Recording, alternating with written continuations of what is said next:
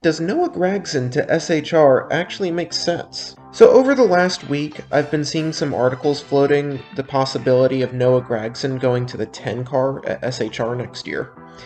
My thought on this has pretty consistently been that Ryan Preece will be in the 10 car next year, but I have to admit that this move actually would make a lot of sense. Gragson is reportedly working on a one-year deal with JRM, so his plans for next year are up in the air, and he has committed sponsorship coming from Bass Pro, Black Rifle Coffee, and True Timber, so he would be able to bring sponsorship with him.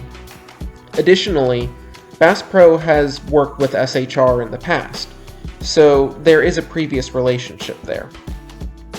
Noah Gragson is probably the most Cup-ready driver in the Xfinity Series, whose future still has some uncertainty. He was originally in the Toyota pipeline with Kyle Busch Motorsports in the Truck Series, but with Toyota's logjam in the Cup Series, there really wasn't much potential for advancement there. So he jumped to the Xfinity Series with Junior Motorsports in 2019, essentially becoming part of the Hendrick pipeline. We all know that the 9 car at JRM tends to produce great drivers: Chase Elliott, William Byron, and Tyler Reddick. However, there is no room in the Cup Series at Hendrick Motorsports for him, and I really don't believe that Junior Motorsports is going to the Cup Series. If Junior Motorsports does go to the Cup Series, then Gragson is the clear favorite for the ride, but I just don't see that happening. This year he is running a part-time Cup Series schedule with Colleague Racing, and he actually turned in a pretty solid performance this weekend at Kansas. The fact of the matter is that at this point, there really aren't a whole lot of high-quality rides that are available for next year. You've basically got the 10 car and maybe the 16 car, depending on how Colleague wants to play it. Even if Kyle Busch does leave JGR, which I don't think is actually going to happen, or if Martin Truex retires, I think we can all safely assume that the seat at JGR is going to Ty Gibbs. So I'm not even counting a JGR seat as being available, even if one of those two things happens. So back to the SHR deal for Noah Gragson.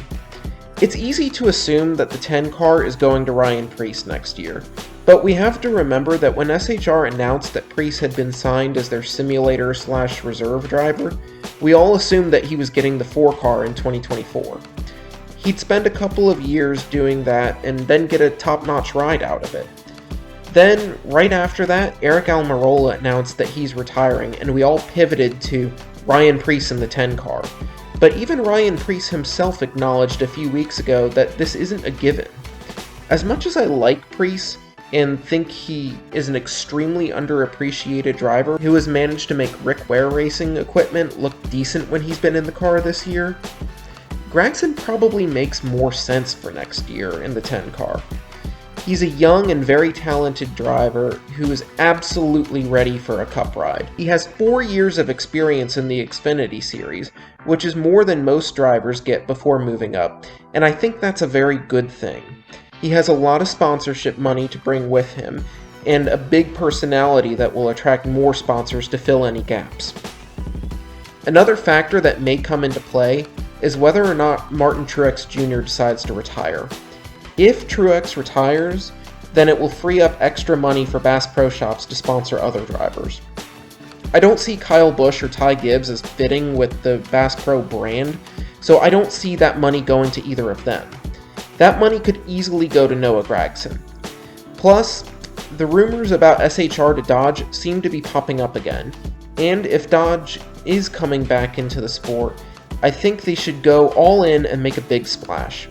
Signing SHR and bringing in a young talent like Noah Gragson to go with the rising star of Chase Briscoe and the future Hall of Famer of Kevin Harvick would certainly be a big splash. So, my conclusion is yes, Noah Gragson to SHR actually does make a lot of sense. I wouldn't bet the farm on it just yet, but it does make sense, and I think it's something worth taking seriously. Anyway, that's what I've got for today. Please like and subscribe, and let me know what you think in the comments. And thanks so much for watching, and have a great day.